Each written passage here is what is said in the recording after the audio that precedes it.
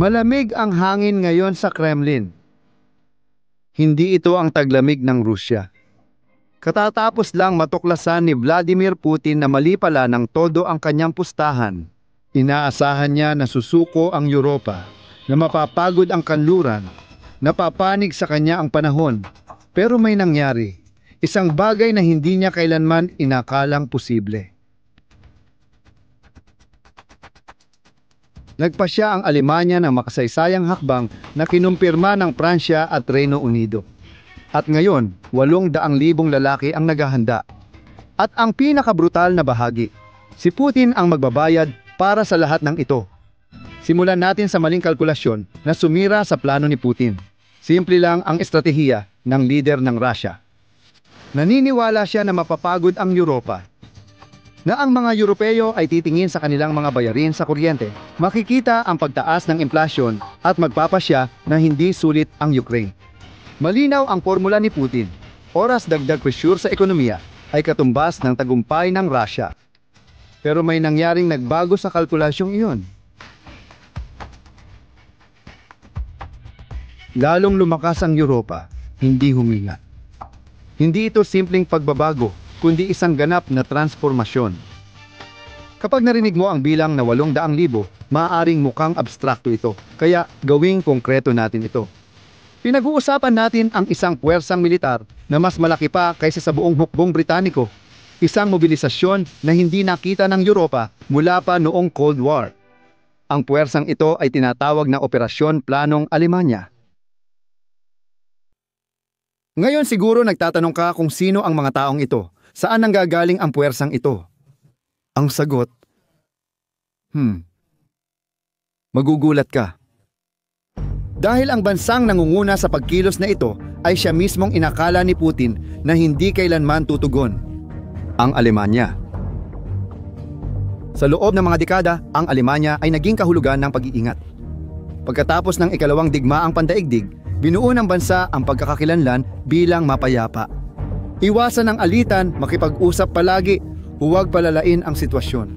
Nang magsimula ang digmaan sa Ukraine, inabot ng ilang buwan bago nagpadala ang Alemanya ng mga helmet. Oo, mga helmet. Napansin ito ni Putin at napagpasyahan niyang ayaw ng Alemanya ng digmaan. Ngunit napatunayang mali siya ng panahon. Dahil may nagbago sa lipunang Aleman, at hindi ito maliit na pagbabago, malalim ito. Ayon sa isang bagong pag-aaral, 56% ng mga Aleman ay pabor sa pagpapadala ng tropa sa Ukraine.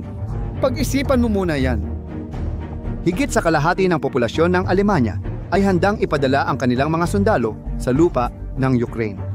Hindi ito nangyayari ng biglaan. Ibig sabihin nito, nagising na ang Alemanya. Tiningnan ng lipunang Aleman ang pagsulong ng Russia sa Ukraine at naisip, kung hindi natin ito mapipigilan ngayon, tayo na ang susunod. At kapag nagpasya ang Alemanya na kumilos, may mga nangyayari talaga. Pinag-uusapan natin ang pinakamalaking industrial na kapangyarihan sa Europa, ang makinang gumagawa ng Mercedes, BMW, at ilan sa pinakamahusay na kagamitang militar sa mundo. Kapag gumana ang makinang yan, mabilis ito. Nagdagdag ang Alemanya ng 3 bilyong euro sa budget ng depensa. Gumagawa ito ng mga missile na Taurus, mga sandatang kayang tumama sa mga target na 500 kilometro ang layo. At ang pinakamahalaga, kinuha na ng Berlin ang papel bilang tagapag-ugnay. Ang dating takot na bansa ngayon ang nangunguna sa pagtugon ng Europa. Hindi nag-iisa ang Alemanya, kasama rin pumasok ang Pransya at Reino Unido. Sinabi ng punong ministro ng Britanya, Keir Starmer, ang isang bagay na nagpa-alerto sa Kremlin. Handa na ang mga sundalong Briton na tumapak sa lupa ng Ukraine kapag huminto na ang labanan. Sa pamumuno ni Macron, ang Pransya ay bumali ng diplomatikong tabu at hayagang nagsalita tungkol sa presensya ng militar ng Europa sa Ukraine. 3 bansa, 3 makapangyarihang militar, nagkakaisa sa pagkilos. Pero sa oras na ito, isang tanong ang hindi maiiwasan. Lalaban ba ang mga sundalong ito laban sa Rusya? Hindi ba ito magiging ikatlong digmaang pandaigdig? At ang sagot ay hindi. Dahil ang plano ng Europa ay napakatalino. Para maintindihan ang planong ito, hayaan mong ipakita ko sa iyo ang isang taktikang problema na kinakaharap ng Ukraine. May ilan sa pinakamagagaling na brigada, veteranong sundalo at mahusay na unit ang hukbong sandatahan ng Ukraine. Alam mo ba kung nasaan ang mga tropang ito? Nakatigil sila sa hangganan ng Belarus. Nagbabantay at naghihintay ng maaaring hindi mangyaring pag-atake. Ang dahilan? Maaaring magbukas ang Russia at Belarus ng pangalawang front anumang oras. Kaya, limitado ang pagpipilian ng Ukraine. Kailangan nilang panatilihin ang mga elite na tropa doon, hindi makagalaw, habang ang totoong labanan ay nangyayari sa Donbas, 600 kilometro sa timog. Parang pinapaupo mo ang best players mo sa bench kahit mahirap ang laro. Tiningnan ito ng Europa at nakita nila ito bilang isang pagkakataon. Ganito ang plano. Ang mga tropang Europeo ang sasakop sa hilagang hangganan, titiyakin ang seguridad ng Kiev, poprotektahan ang likuran, at gagawin ang mga gawaing depensibo. At ano ang mangyayari sa mga elite na brigadang Ukranyano na naipit sa hilaga? Pinalalaya sila. Lahat sila. At diretso silang pupunta sa harapan, sa silangan. Isipin mo ang epekto niyan. 10,000 veteranong sundalo na nakipaglaban na at kabisado ang lugar, sabay-sabay na darating sa Donbas. Binabago niyan ang balanse ng kapangyarihan araw-gabi. Nag-aambag ang Europa ng isang buong hukbo nang hindi nagpapaputok ng kahit isang bala. Iyan ang estratehiya ng Escudo Norte. Simple, magaling at ganap na legal sa ilalim ng internasyonal na batas. Dahil ang mga tropang Europeo ay hindi naman mapupunta sa combat zone. Nasa ligtas silang lugar, kaya mas magiging epektibo ang paglaban ng Ukraine sa sarili nilang digmaan. Umasa si Putin sa pagkapagod at digmaan ng pag-uurungan, pero tinanggal na ng Europa ang kalamangan niya. Pero may isang detalye sa kwentong ito na halos makata sa kanyang ironya. Naalala mo bang sinabi kong magbabayad si Putin sa lahat ng ito? Tingnan mo, seryoso talaga ako sa sinabi ko. Hindi iyon isang metapora. Nagyelo ang Europa ng humigit kumulang $300 bilyong na ari-arian ng Russia. Ito ay pera ng Central Bank ng Russia na naka-invest sa Europa. Noong nagsimula ang digmaan, nagyelo ang European Union ng lahat. Ngayon, ito na ang kanilang matinding hakbang. Nakatingga ang pera pero kumikita ng interes, kaya nagpasya ang Europa na gamitin ang interes para punduhan ang Ukraine. Milyon-milyong dolyar ang naililipat taon-taon. Bumibili ng bala, drone, at mga sistemang Patriot para sa depensa sa himpapawid. Si Putin mismo ang nagpopondo sa mga armas na ginagamit laban sa sarili niyang hukbo. Bawat misil at drone na sumisira sa Russia at mga tangke nila, ginagamitan ng perang galing din sa Russia. Matindi ang irony. Isipin mo yan. Ayon sa mga ulat ng intelihensya, nawawalan ang Russia ng isang buong dibisyon ng mga sundalo bawat buwan. At ang perang dapat sana para sa muling pagbangon ng ekonomiya ng Russia ay ginagamit lang para palakihin pa ang mga pagkalugi. Pero mas nagiging interesante ang kwento kapag tiningnan natin ang mga kaalyado ni Putin. Habang nagkakaisa ang Europa, natutuklasan ng Russia na may kapalit ang pagkakaibigan sa geopolitika. Pag-usapan natin ang China, halimbawa. Opisyal, magkapartner ng walang hanggan ang Russia at China. Iyan ang sinabi ni Xi Jinping at Putin ilang linggo bago ang pananakop. Isang walang hanggang pagkakaibigan. Magkapatid laban sa kanluran. Pero sa totoo lang, ibang usapan na yon. Nagtayo ang Rusya ng malaking gas pipeline papuntang China, ang Power of Siberia. Dati itong simbolo ng kooperasyon, pero ngayon, simbolo na ng pagdepende. Ibinebenta ng Rusya ang kanilang gas sa China nang may diskwento dahil wala na silang ibang mamimili. Alam ito ng China at sinasamantala nila ito. May plano para sa pangalawang gas pipeline pero hindi nagmamadali ang mga Chino. Gusto nila mas malaking diskwento. Wala nang kapangyarihan ang Rusya sa pakikipagtawaran at mas malala ang kalagayan sa kalakalan. Nag-e-export ang China ng smartphone, kotse at teknolohiya habang ang Rusya ay nag-e-export ng gas, langis at mineral o hilaw na materyales. Kolonyal na ang relasyon. Ang Rusya ang tagapagtustos ng murang yaman. Ang China ang industrial na kapangyarihan na nagdidikta ng kondisyon. May iba pa. Pinalitan ng yuan ng China ang dolyar sa kalakalan ng Rusya. Tagumpay ba ito kontra kanluran? Pero ang ibig sabihin nito sa praktika ay umaasa na ngayon ang Rusya sa sistemang bangko ng China. Kontrolado ng gobyerno ng China ang pera ng Rusya. Ngayon, may mas masakit pang bagay para kay Putin. Sa huli, bakit hindi mas tumutulong ang China? Bakit hindi sila nagpapadala ng armas, teknolohiyang militar, o totoong suporta? At ang sagot sa tanong na yan ay nasa Europa, ang parehong Europa na nagmomobilisa ng 800,000 sundalo. Dahil 59% ng mga Aleman ngayon ay nakikita ang China bilang banta sa ekonomiya. Nagbabala ang Europa sa China.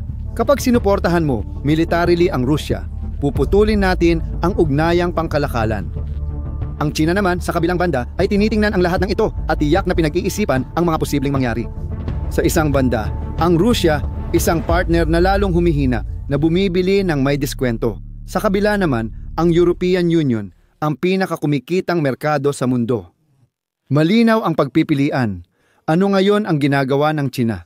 Nagpapadala sila ng ilang kagamitang maraming gamit, mga semikonduktor para sa drone at mga bahaging pangsibilyan na maaari ring gamitin sa militar.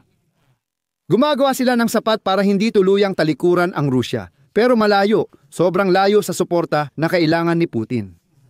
At ang Hilagang Korea. Nag-aangkat si Putin ng mga bala mula sa Hilagang Korea, mga bala na nakaimbak pa mula noong Cold War, mga kagamitan na ayaw na ring gamitin ng mismong Hilagang Korea. Hindi ito tanda ng lakas, kundi tanda ng pagkadesperado.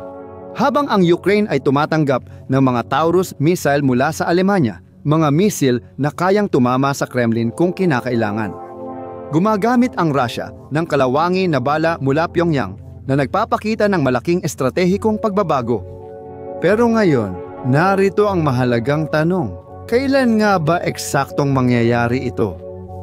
O baka naman pananakot lang ito para pilitin si Putin na makipagnegosasyon? Tingnan natin ang mga palatandaan. Kumpirmado na ng United Kingdom, papasok ang mga tropang Briton sa Ukraine kapag nagkaroon ng tigil putukan. Hindi ito kung kundi kailan. Naglaan ang Alemanya ng 3 bilyong euro sa budget ng 2026 partikular para sa suporta sa Ukraine. Hindi ka maglalaan ng bilyon sa budget kung nagbablaf lang. May isa pang palatandaan. Si Marco Rubio, kinatawan ni Donald Trump, ay sumali sa mga pagpupulong kasama ang koalisyong Europeo. Umalis siya na sinasabing naging positibo ang mga pag-uusap. Napakahalaga nito. Bakit? Dahil hanggang kamakailan lang ibang-iba ang sitwasyon. May isang planong pangkapayapaan na palihim na pinag-uusapan. Mayroon itong 28 puntos. At sa madaling salita, hinihiling nito na sumuko ang Ukraine, umalis sa NATO, bawasan ang kanilang hukbong sandatahan at tanggapin ang pagkawala ng teritoryo. Nakita ng Europa ang planong ito at malakas na nagsabing hindi at pinilit ang isang kumpletong rebisyon. May 19 na puntos ang bagong plano, kasama na ngayon ang militar ng Europa, garantiya mula kanluran at tunay na seguridad. Binago ng Europa ang laro. Ang dating pagsuko ng Ukraine ay napalitan ng planong may tropang Europeo at seguridad na garantiya. Maging ang administrasyon ni Trump ay tinatanggap na ang bagong realidad na ito. Gaya ng nakikita mo, si Putin ay tumaya. Tumaya siya na mahina ang kanluran. Nahati ang Europa at na ang oras ay kakampi niya. Naniwala siya sa sarili niyang propaganda, pero ang totoo ay kabaliktaran ng lahat ng inakala niya. Hindi lang sumuko ang Europa, nag-armas pa ito. Hindi lang nalampasan ng Alemanya ang pagiging mapayapa, naging pangunahing puwersa pa ito sa militar. Hindi nahati ang NATO, bagkus ay lumawak pa ito. Samantala, ang Rusya ay lalong napupunta sa isang mas nag-iisang posisyon. Nauubusan ito ng sundalo na di kayang palitan, gumagastos ng perang wala at umaasa sa mga kaalyadong mahal ang singil. At natutuklasan nitong ang mga ari-arian na mayroon ito sa ibang bansa ay ngayon pinopondohan ang sarili nitong kaaway. Gusto ni Putin ng mabilisang digmaan, pero napunta siya sa mahabang digmaan. Gusto niyang hatiin ang kanluran, pero pinag-isa niya ang Europa. Gusto niyang pahinain ang NATO, pero pinalago niya ang NATO. Ang malamig na hangin sa Kremlin ay hindi taglamig, kundi realidad na kumakatok. Ikaw, ano tingin mo? Dapat ba talagang magpadala ng mga tropa ang Europa sa Ukraine? O mas lalo lang lalala ang labanan dahil dito? Iwan mo ang iyong opinyon sa mga komento. Kung nakatulong sa iyo ang video na ito para mas maintindihan ang nangyayari, ibahagi mo ito sa isang taong kailangan ding malaman ito.